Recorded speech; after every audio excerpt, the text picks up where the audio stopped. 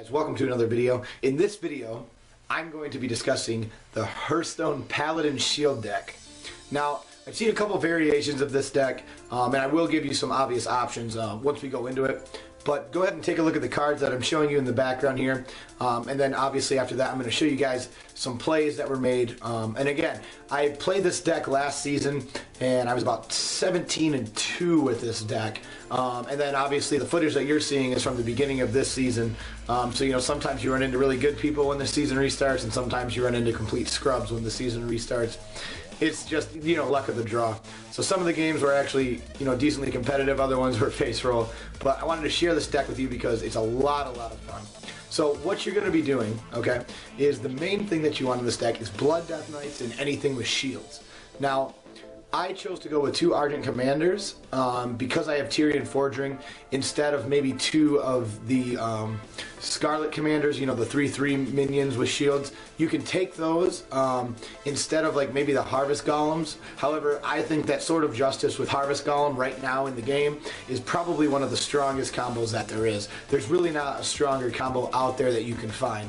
So I recommend definitely checking that out if you're playing a Paladin, because Sword of Justice with Harvest Golem is disgusting. So I really put that in almost every one of my Paladin decks that I'm playing at the moment.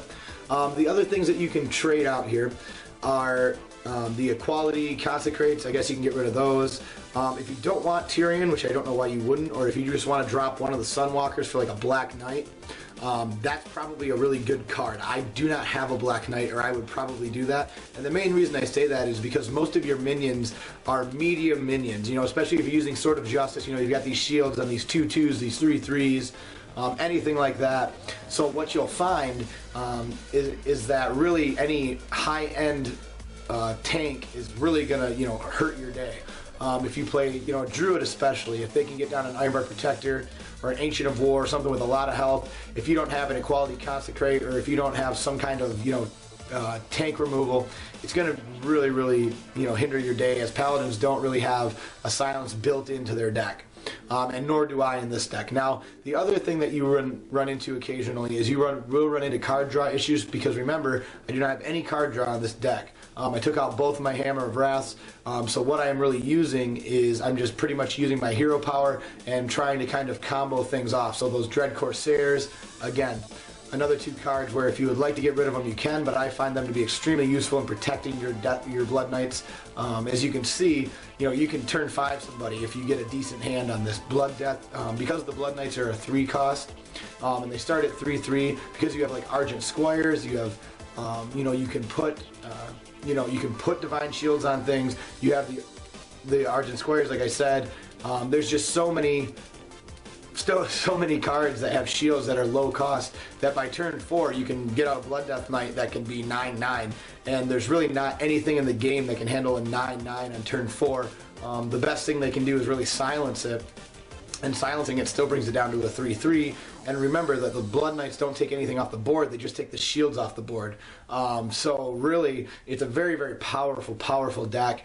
And like I said, I did go 17-2 with this deck last season. The only real difference is that I like to see is sometimes I'll throw like a Rag in there just to have a little bit higher end card. Sometimes I'll remove those Fairy Dragons, but those Fairy Dragons, I find that especially if you're playing a Mage or a Warlock early game, those Fairy Dragons can really help you get a large lead on your opponent. The nice thing about this deck is it has a lot of lower cards, which, you know, most Paladin decks, you know, it's once you get to turn 4 then they really start to play.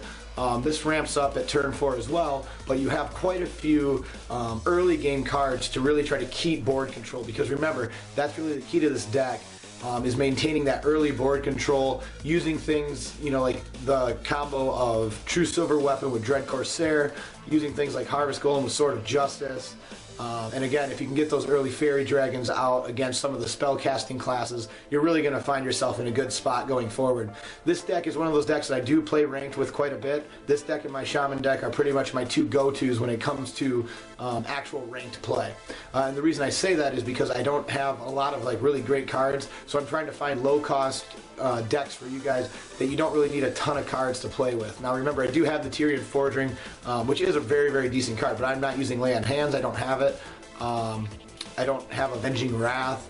I don't have any of those cards that some of the paladins that make them really, really strong. So keep that in mind. Now, the other thing that you can do is I do keep a Guardian of the Kings in my deck. Some people prefer to have 2 of them. But however, I tend to only use 1 with playing the shield deck. Now, the reason I say that is because there are other paladin decks that are more, based on the Swords of Justice and getting those medium minions out, and that's where you really want to play that. In my deck, I just really don't have room for anymore. 1 seems to be fine, especially because we're really going for that early game board control. That late game heal. Most of the time, if you're in that bad of a situation, you're going to have a bad time. The only reason I really keep it in there is in case I'm going against a hunter or a mage or something that I know I need to keep my health above a certain amount. Or if I'm getting zerged down really hard by, spells and abilities, that's really why I keep it, is just in case at the very end of the game I may need it. So that's really why I have it in my deck.